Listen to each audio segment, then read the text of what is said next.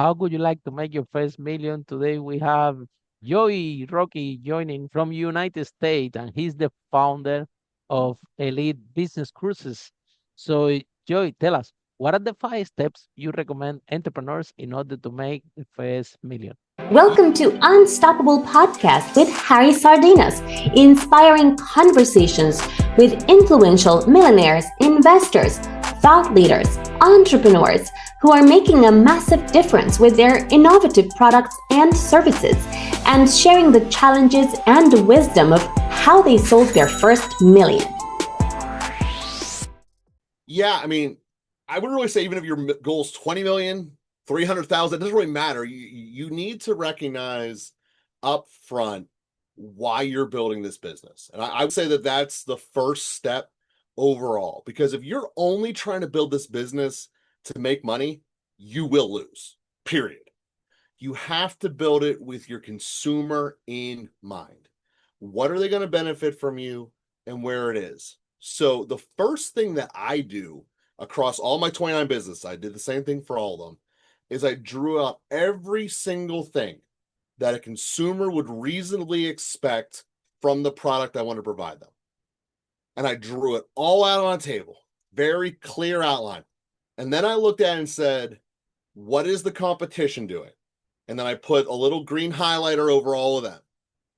And then where I looked at and saw very clearly things that I was willing to do that my competition wasn't. And I wrote in things my competition was also willing to do that I did not want to do. And in that process, you very clearly see how you stand out from the competition. This is product design starting step. Have the product that makes yourself unique and is grounded in what it is that your clients and prospects want. That's step one. Step two then comes down to this. What problem are we solving, and where do my prospects go to solve that problem currently? Like if they know they have this problem, where do they go to it? That is now the basis of where you will do your marketing at.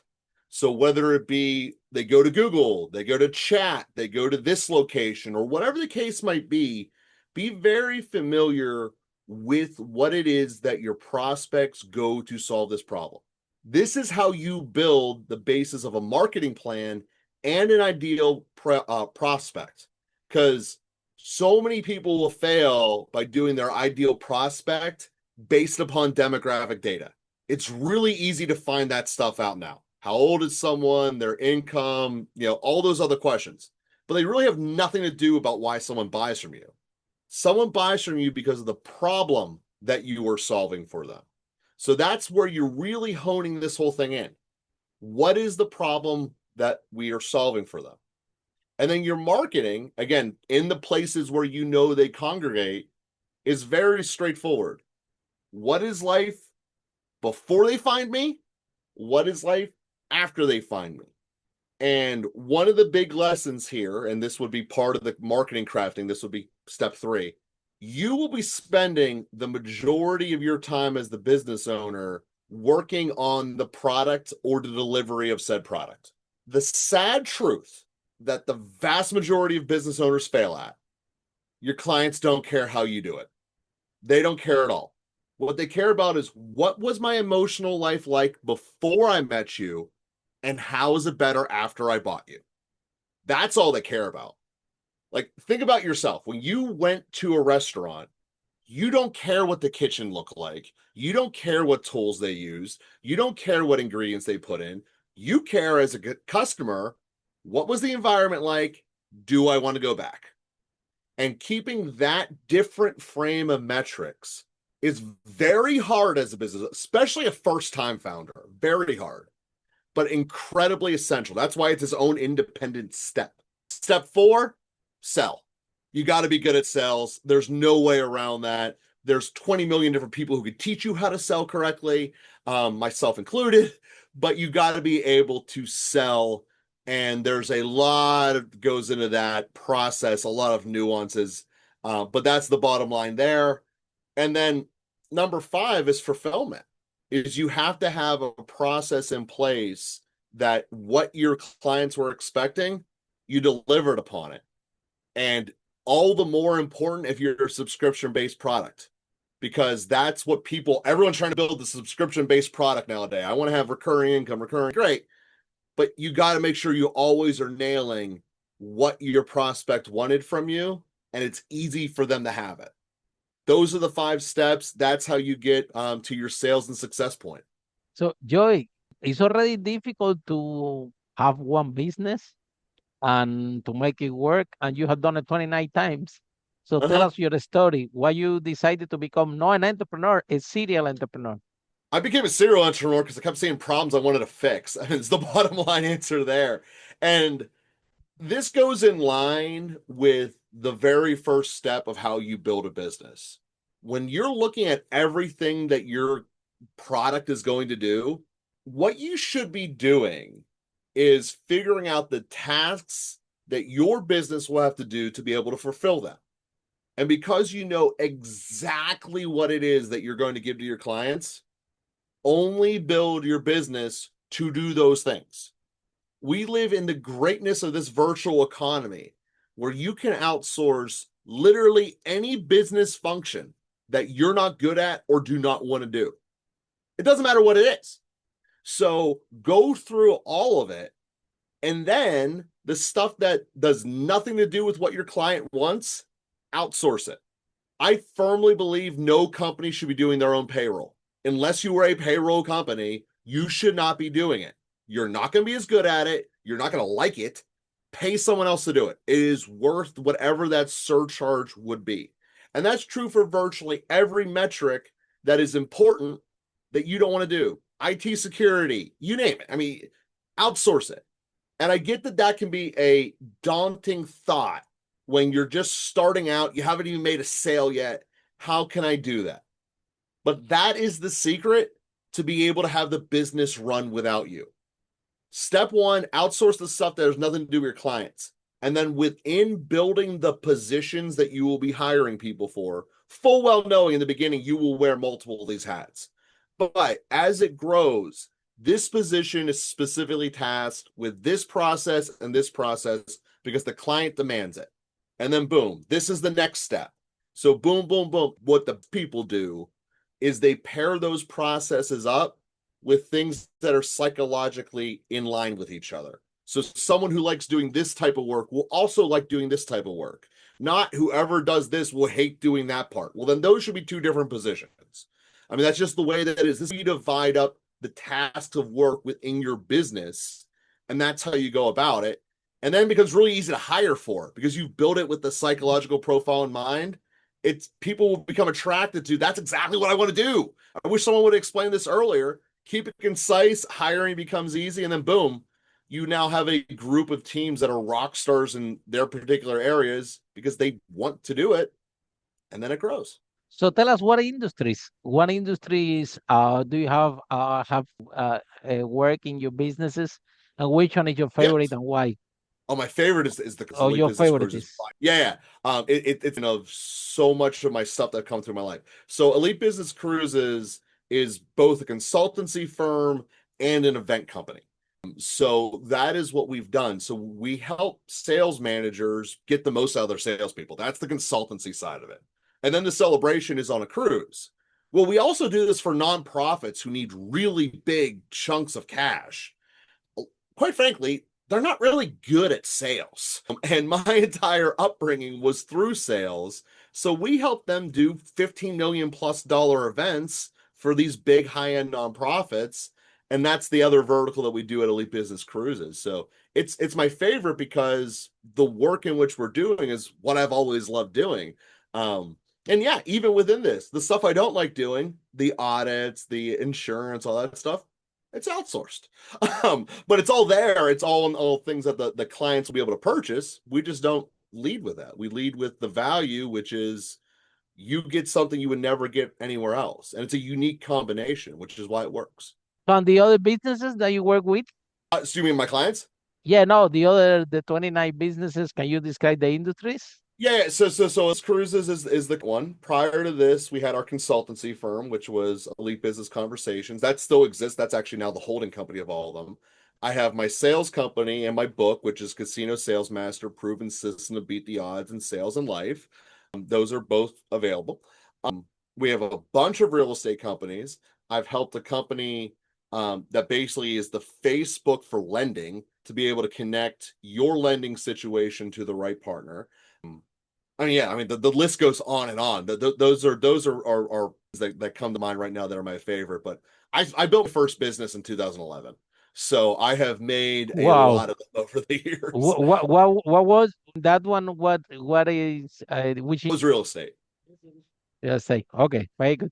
So now the next question, Joy, is out of the 500 millionaires we interview in this podcast, 1 out of 5 are real estate multimillionaires in doing different strategies like development, self-storage, uh, Mhm. you name it.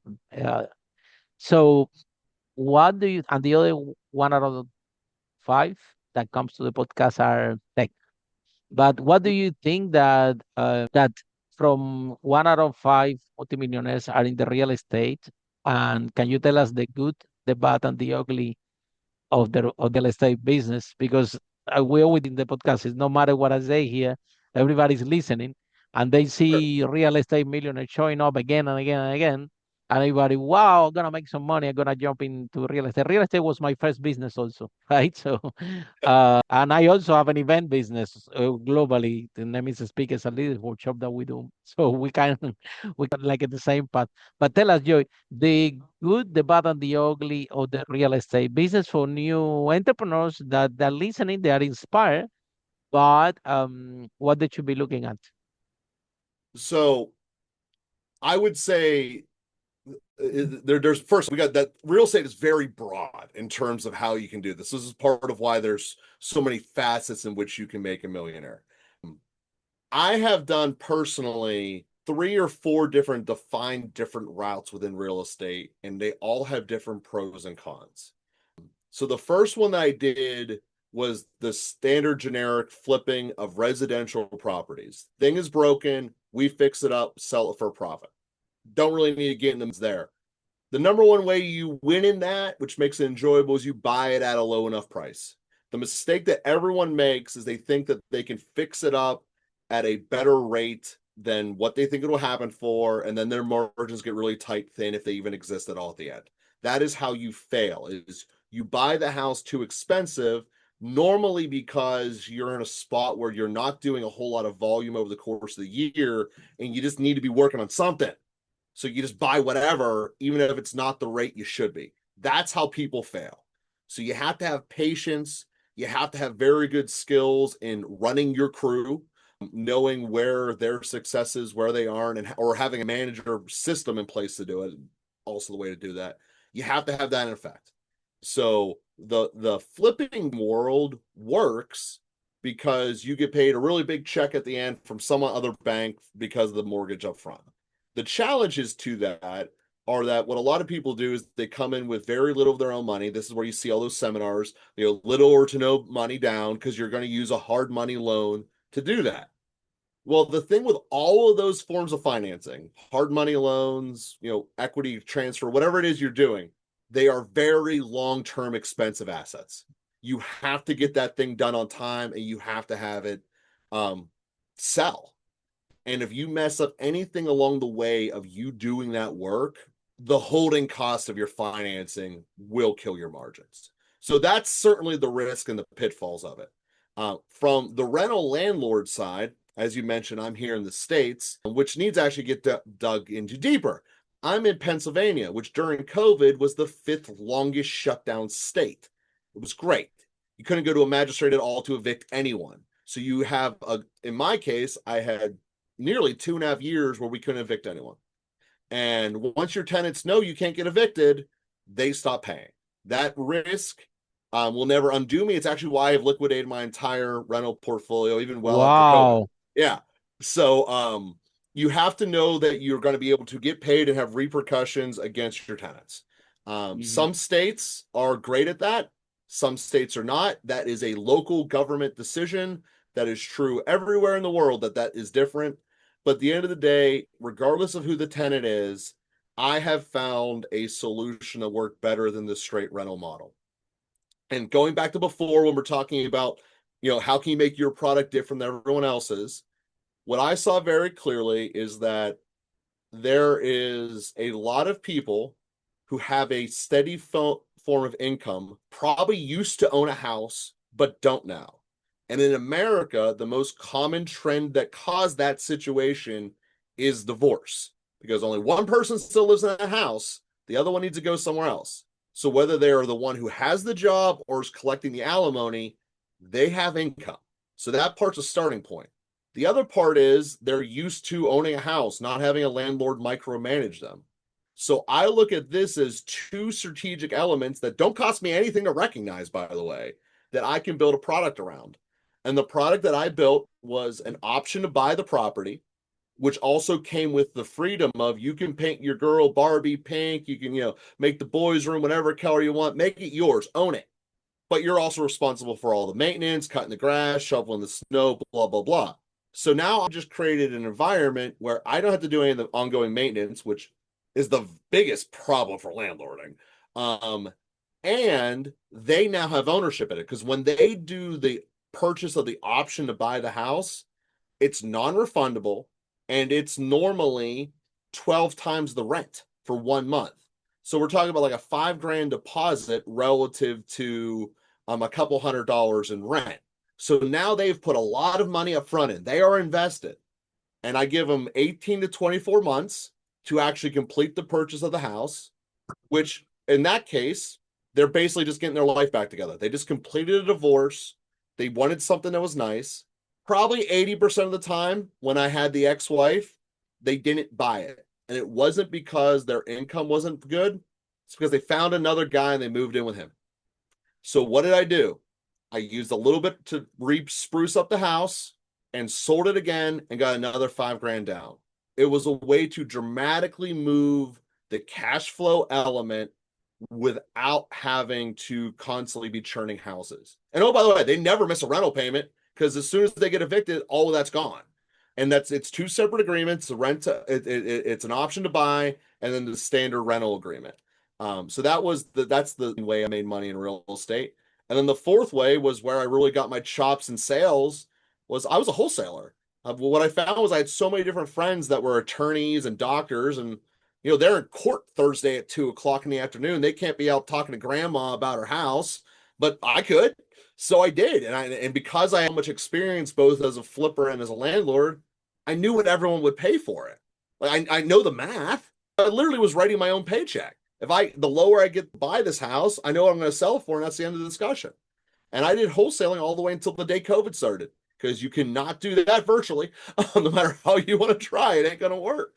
So, yeah, that was the really the big I started with. And then most of my businesses, I just started making during COVID, because, I had nothing else to do.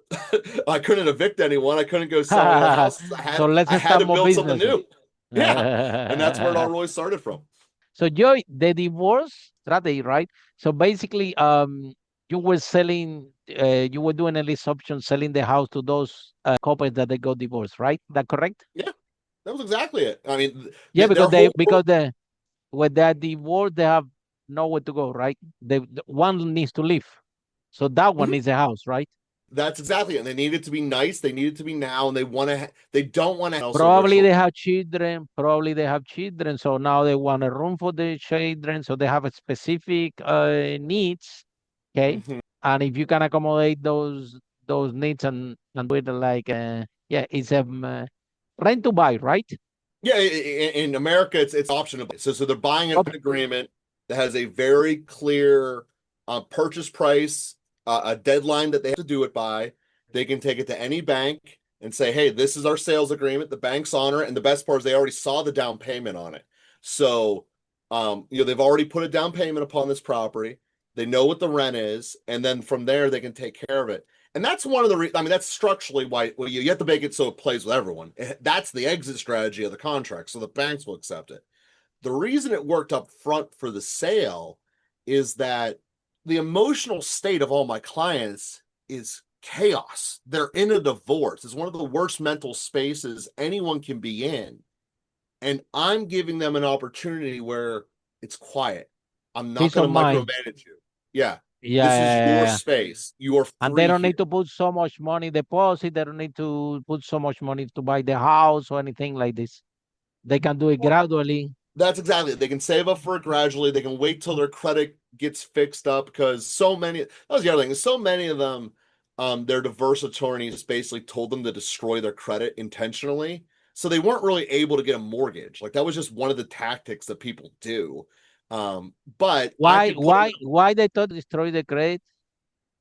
because Ah, it's a ploy to get the other one to have to pay you more in a monthly amount. Hey, you're not paying me in a month. I can't even keep up with my bills. So therefore oh. you need to pay me more. It's a trick that the divorce attorneys use to spruce up the alimony check. So that was the common thing. So all their credit scores like in the 500s, which also most landlords would never touch that because they're not going to pay me. But because I specifically targeted this circumstance and I knew that niche, I just played into it. Like I attorneys, and for them it was a win-win. They were able to give their clients stability. It actually allowed them to fight harder because one of the things that happen within family law, and again, family law is a mess within America, but one of the things that happen is people just don't want to go through it anymore because they get emotionally burnt out. By me giving them a space that was their own where they weren't going to be micromanaged out as badly. So the divorce attorney could harder, ultimately made him more money. That's the reason he cared. But also my client, or my client, who's normally was the wife, got a bigger alimony check. And that's how it all kind of added up and went together. So how you come up with this strategy? By I came accident? up that's Somebody told you?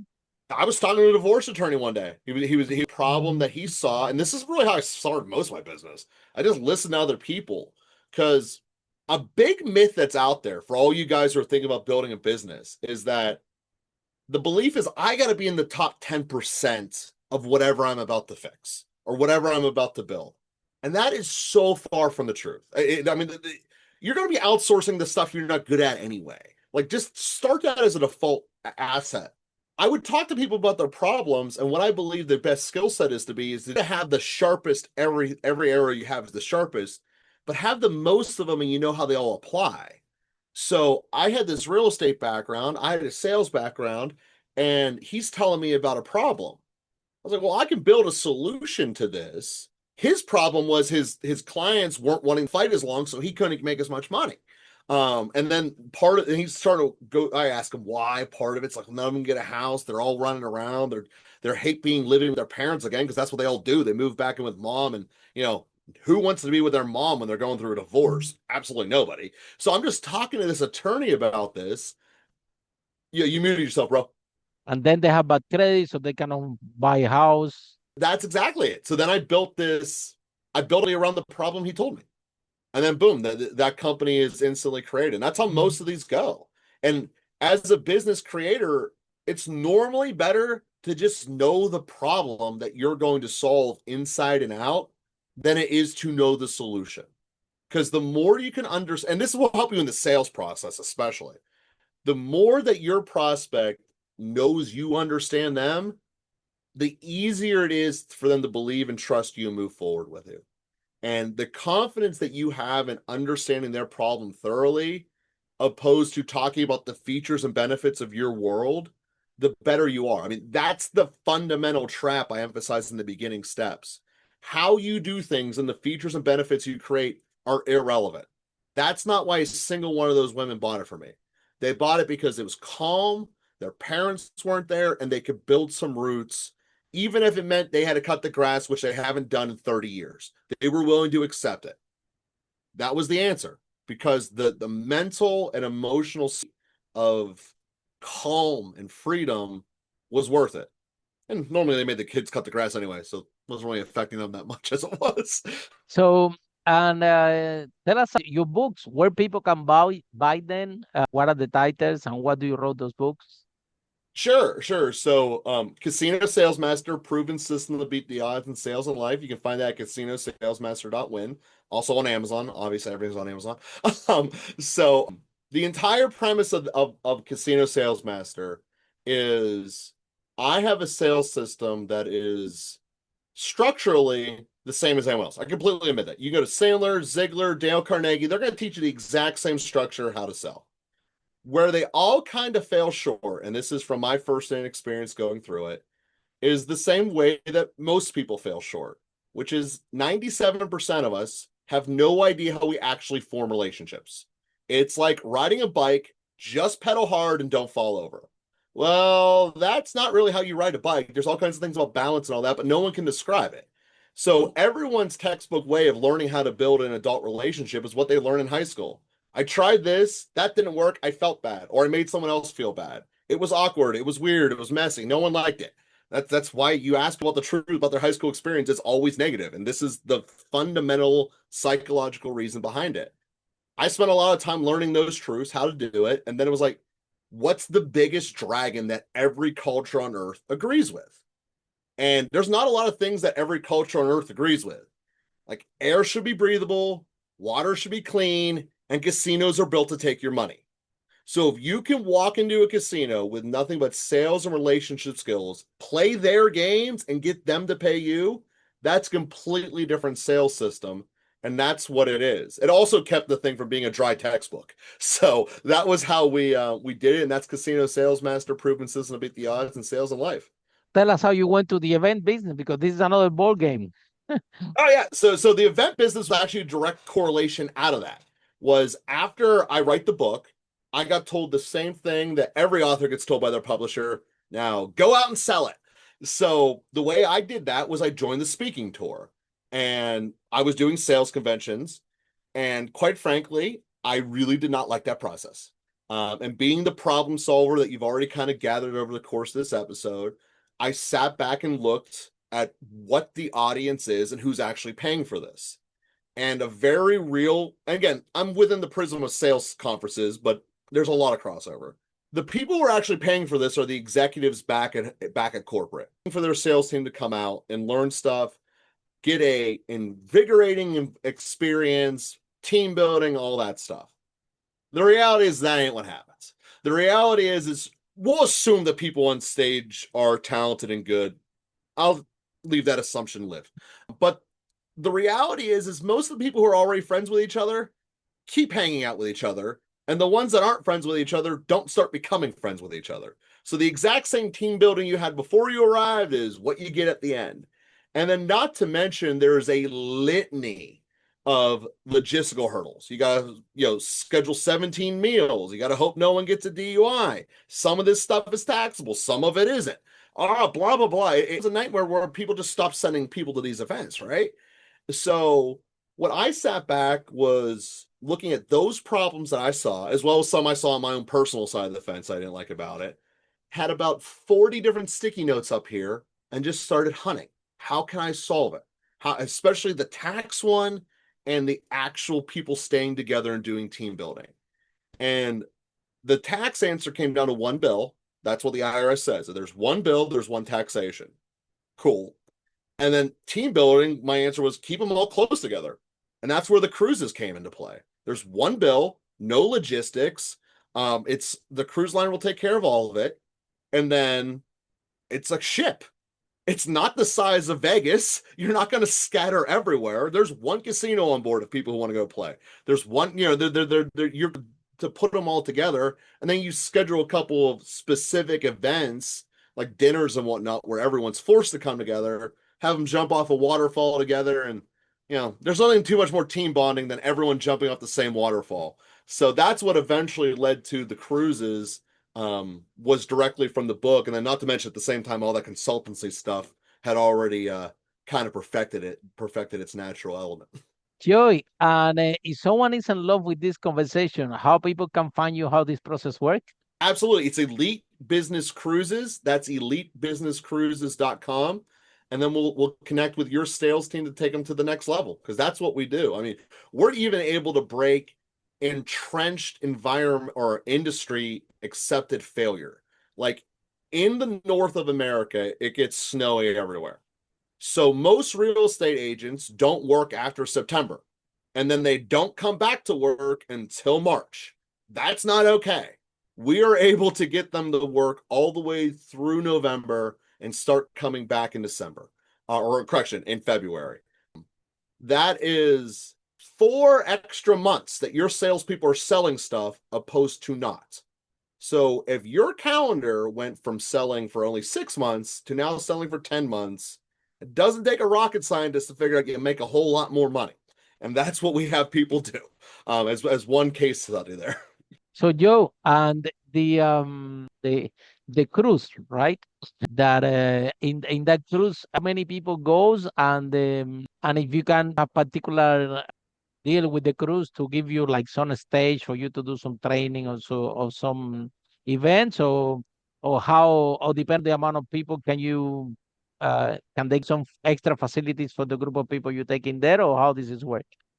Oh yeah, the facility part with the cruise is always negotiated. I mean, we have hard contracts that we get this space for this amount of time, and blah blah blah. That's we're basically running the right, just as you would with any other event company. And then in terms of the amount of people that go, The every price is event's more different. or cheaper? Well, Uh, normally uh, it is definitely that a economically hotel? of it when you look at it all Really? in. Oh yeah, R- host on a cruise. Absolutely. Here's why. Wow, Because think, cheaper than a hotel? oh yeah, Wow. yeah. Overall, Oh because you gotta wow. look at everything you spend for a normal an on land event. You're spending for food, you're spending for lodging, you're spending for transportation. You add all those up together, the cruise will beat it. Basically, it's bulk sales, right?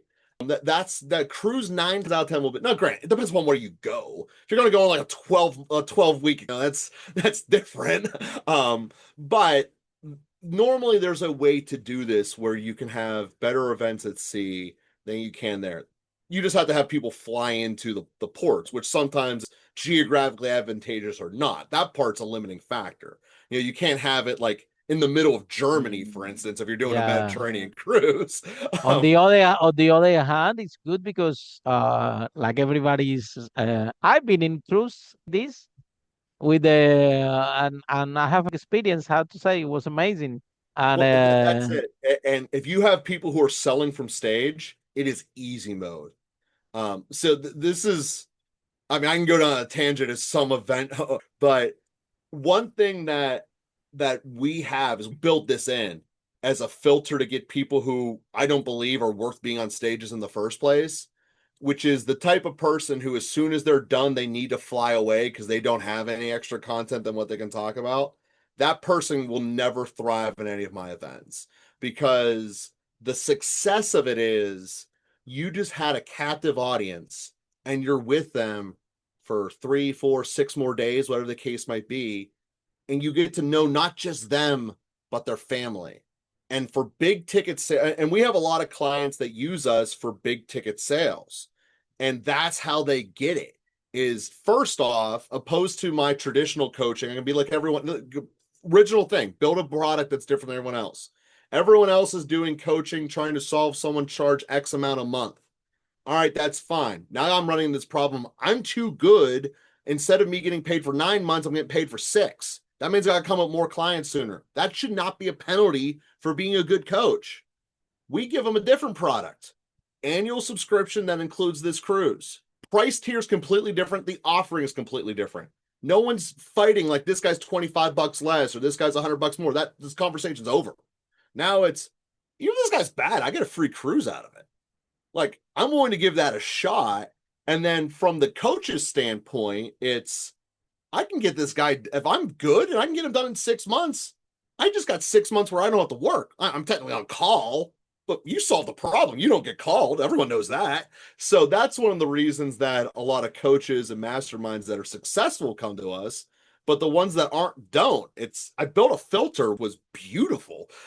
Once I realized the power that I had there, and something that I really recommend that when you're building when you're building your products, guys, regardless of what industry you're doing this in, look for ancillary benefits that you might take for granted that other people don't even see that they have. Because those are the types of things, I guess that's a through line you've seen in my products here. Most people wouldn't have taken for granted that someone in this divorce situation is worth renting to. Well, they were actually the perfect person, even though all of their metrics said, yeah, I shouldn't. For the cruise example here, why should I pay 10,000 and be on the hook for a year when I could pay a couple $100 and if he's bad, I'm out. Well, because I'm getting so much more. And those are the types of, tricks and hacks that really can take a business from a startup good idea to anything. And again, it's the for those ancillary, especially emotional benefits that you can provide to your prospects that changes everything. I tell you one story regarding events in the water, like right after COVID. Okay, so of course we had to stop our events for 2 3 years, right? And Mhm. then we coming back, we find out, Joy, that there is a problem. The problem was that because it was no events in 2 years in London, now everybody want to do their own events. Therefore, the price goes up big time in the hotels. And Mhm. on the other hand, it was expensive to take people out of the house because it was after COVID. Everybody's used to now to be in Zoom, to be in the house. Now to get someone out of the house, we had to pay, we had to invest in marketing and sales like 5 times more. I was crazy. I said, "Wow, this is how I do this." I'm sitting in the same problem that you are. I'm like, "Wow, this is expensive to take them out of the house, and the hotels are charging a lot." So I decided to do the Speakers and Leaders Gala Award in the biggest ship, right? In the biggest, called the Dixie Queen in the River Thames. Okay. It's my first event in the water, right? So I deeply understand what you're sharing but I did have challenges. I didn't know because it's not a cruise. It's like I'm the hotel in the water. Okay, so I Yeah, went to the it's cruise. So it's truth of big. So that. I see the stage is there, the seats are there. It looks luxury. The Dixie Queens and the emblematic is the biggest boat in the river times as we speak, and it's so luxury. So I saw it and I love the boat, and I said, okay, let's. How is the pricing? I find out this that it was even affordable or as competitive to do in a hotel. Okay, it Mhm. was actually better price. That's the thing. It was a better price because the boat is expensive in summer in London, but in Mhm. winter nobody wants the thing. But I'm not interested in. I'm doing my event inside the room inside. So the whole thing is the gala and the boat have a professional kitchen. They have the chef. They bring amazing food like in the hotel. When you work Mhm. out exactly like you said, the numbers that start to make sense for once and after but the thing that I have joined in that particular event it was that because it's not a cruise, it's just 1 day event. Mm. They told me, Harry, this is how it works. You have to set up everything fast because the captain need to be in the boat. I'm like, what? I said, when you do these big events, you go even in the early morning and everybody put all the stage and put all the things and put everything. And I had the whole day to test the microphone and to see what happened. And I had to do this in 2 hours because the captain is only can be before the thing and whatever after, and without captain nobody put the feet in that thing even if it's not moving, which I didn't understand why. I said just put the door, it's not gonna move anyway. And the other thing they told me, no, we're gonna, you know what, and then after that well, you have extra care. I said it's a 5,000 for what? I said, well, we need to move the boat. I said, what? Mhm. No, I don't need to move the boat. It's a gala works, you know. We do it like this, and then the captain told me, "Okay, Harry, you know what? We're gonna open the bridge and we're just gonna cross, okay? And we're gonna make it for you because now that we are in the boat, to for them to experience, right? And they give me a good rate for that. Yeah, basically the boat didn't say the whole thing for that it cost a lot of money. What we did is we did our dinner, we did our gala, we did the awards, so everybody was happy. And then at the end, we switched off the boat, the bridge open, everywhere, the London Bridge open, everybody went about, a lot of people take pictures. It was cold, but people didn't care at that time. They already had some drinks, they were dancing inside. So nobody cares that was cold for a little bit. They took the picture, they went inside and the whole thing. So I love it. Yeah, it was challenging for me because it's the first time. Okay.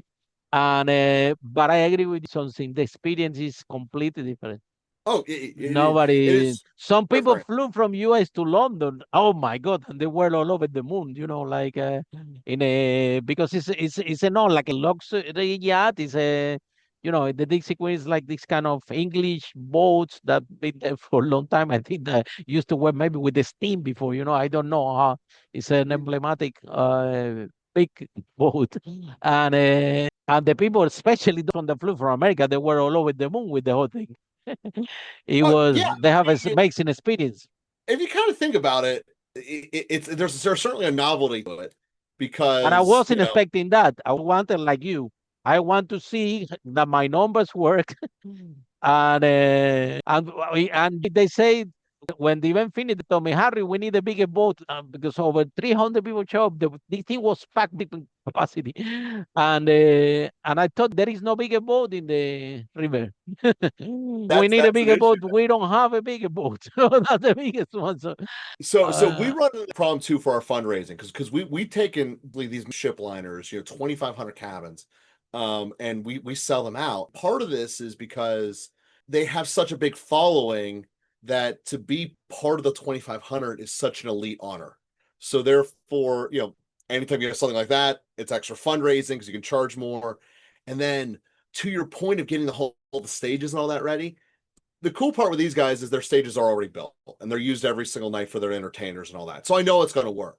But we do custom auctions and we actually build stages and stuff on that in the giant walkways that you think about these big old carry. They also go to the Mediterranean ships. Um and it's just such a massive undertaking. And really we have from the time the boat parked that morning, which is about 6 a.m. normally, and people are going to start onboarding in the mid afternoon. So we have that much time to build a stage, get the auction material to look oh amazing so wow, that people very will good, bid very good. 6 minutes. It's and I mean Because you obviously the can they auctions. let you in early, right? At 6 a.m., right? Well, Yeah, because they'll it's a let me in at cruise. 6.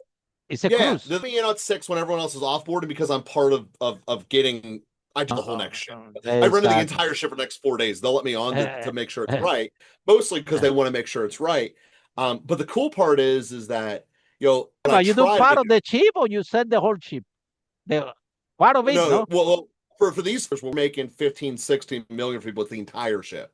For my Then yeah, for my mastermind guys, it's being part of his ship whenever part. he's getting like 15 clients on board, and 3 of them will convert into huge clients. Which is, it's a very Tony Robbins style approach. But either way, that it's just a different way of doing it when I do it with because the 3 verticals are the coaches, the fundraising, and then the sales professionals. So it all depends upon which one we're doing there. But yeah, the big fundraising ones, I mean, they're always fun because it's exactly what you said. It's a different environment than when they're at. It's fun. They're surrounded by people who believe in the same cause. Um, it's an auction, which all by itself has a little bit of energy to it. But the only people who are on this board are the most exclusive, dedicated people in the first place. And then the entire auction is the way we build it is that there are just people always watching. So as everyone's bidding, you're getting people going more, and like the oohs and the ahs. Then when someone wins, we put them in the winner's circle. We do a little pony show showing them off, like this guy's helping the cause, blah blah blah, Great and experience. they love it. Great. Yeah, I mean, It's a it all great goes back to the experience. emotional. Not only is he buying the tax credit for the donation, he's buying whatever item he's buying, but he also just won in front of what's normally a bunch of other millionaires who are his peers, and all these people just saw me do it. So there's a lot that goes to it that can take a retail item of 100,000 or so, and now it's 200, 300, 350, because all that emotion hits in. And well, so let's face it, it's a cruise where it's all you can eat and all you can drink the whole time. That probably contributes a little bit as well. And then we really prime these things. We have like financing companies that will give Mhm. all of these guys lines of credits before they even start. So now they're not even worried about paying with their own money. Like we really know money for these nonprofits. And then like I said, they love it. They go through, they take their money, they take it to their causes, and the world becomes a better place. Yeah, absolutely. And everybody happy. The Joy, so what is the last message that you have for entrepreneurs out there that they are struggling, that they are stuck, things are not moving forward, and they kind of lost. They don't know what to do. You have to do two things for yourself. First, you have to acknowledge you are not going to have every single answer, and nor should you. And second, you have to mentally allow yourself the freedom to fail. Not saying that you're going to quit, but you're allowed to not know this answer for this particular moment in time. And that if you look for it, a solution will come. Sometimes that solution's in the form of a supplier or a different person. Sometimes it's someone who you're already working with. You just never ask them the right question. And opening yourself up to those things will take you from a status of stuck to a status of momentum, and way faster than you could just staring at the problem over and over. Get out of your own head. Just tell yourself, all right, I'm not supposed to know everything. Let's go find a guy who does, and then go from there. Thank you so much, Joy, for the broadcast. Have been amazing. I think you are a really fantastic entrepreneur. Okay, and the events, I love the events. Yeah, more than the houses. Me too. I find out that on the way that I like it, the house exactly the same thing. Imagine our first business was rent to rent in London, so we're renting the houses, okay, and then we're renting the rooms individually. So it happened that it was the credit crunch of 2008. So all of a sudden, everybody lost their jobs, so nobody can rent the house anymore. They Because they lost the jobs and the economy is going down. On the other hand, a lot of houses were empty for the same reason. So the landlords are empty. So I went there and then I said, okay, I rent the houses for the landlord a very good price.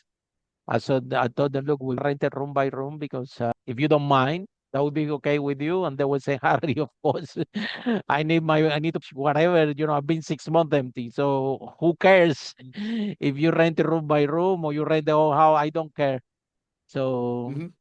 so I was having this with the landlord, and then the landlord would tell me, okay, that's okay. So I have very good rates for the landlords. And on the other hand, it was a huge demand for rooms because the same thing. Nobody was offering rooms. Everybody was offering the whole house. Mm-hmm. So that when in type of crisis, right? When everybody said it's gonna come a crisis and everybody's worried, I'm excited actually because It's every the time the common sense crisis solution, come, man. I'm like, well, crisis is where we have make. So Actually, the this crisis is idea, Joy, for you're looking example, at a this idea out of problem. the cross, this idea because of COVID, right? Yeah. Because of crisis. Type of- Yeah, Look yes, at yeah, you, look you how put you it for are, yeah. right? But also I think I would come up with it regardless of COVID. The solution is actually this is it's not necessarily that you don't know everything about landlording, you don't know everything about how to lay a roof down or anything like that. Expect to the point you don't need to be the expert in everything. You're able to look at the problem your people were having. Yes, the crisis caused the problem of I'm not able to afford a whole house. I can afford a room. All right, cool. I still need to live somewhere. You're able to recognize that need of that consumer, and it didn't need to be every consumer, just need to be your clients, and that was it. And then you were able to build a solution thereafter. And I think that that's one of the other things that as founders, I know I'm personally guilty of, trying to solve everything for everyone. Start with a core problem, solve it very well in a way that's different than everyone else, then grow it. Or build a new empire. Because one of the other things you might find is after you start solving that problem, I don't want to keep solving that problem. And if you build it the way I told you, all you do is take yourself out of the pipeline and you can sell that business really easy. Um, as easy as for selling a business. I made that sound that was easier said than I mean everything still takes forever when you sell a business, but it can be done and you end up in a much better spot because now you've had the experience of it. You're not doing what you don't like anymore, and then you go out to build something else. That's how my serial creator mind goes. This conversation has been amazing. Thank you so much. One more time, people want to know more about you, how people can find you, how this process works. EliteBusinessCruises.com. That's EliteBusinessCruises.com.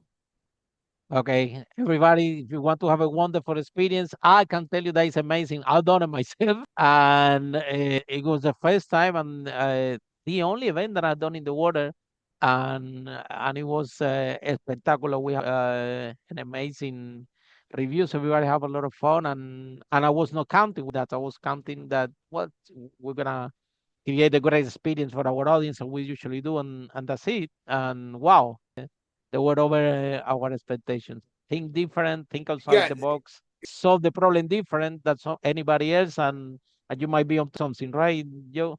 that's the key. I Do it get a little that. differently, and it makes such a big difference. And not to go about the water thing, but there's something about moving and just having that energy of momentum that everyone's trying to do from anyway, and it's subconscious, but you're getting it because you're literally moving on the water. Like it's little things Mhm. like that. Wow, why was this event so awesome? You back up and look at it from the psychology. It really adds up. It's about the experience anyway, right? So That's right. the experience is what it matters. Okay, so thank you. So you are for so much, and for all of you following the podcast, even our next episode of Unstoppable. How great entrepreneurs like you break that wall and achieve the first million. Bye for now. Follow us for more interviews with world's most influential, audacious entrepreneurs that overcame challenges and adversity, providing you with the blueprint of how they sold their first million so you can grow your business exponentially.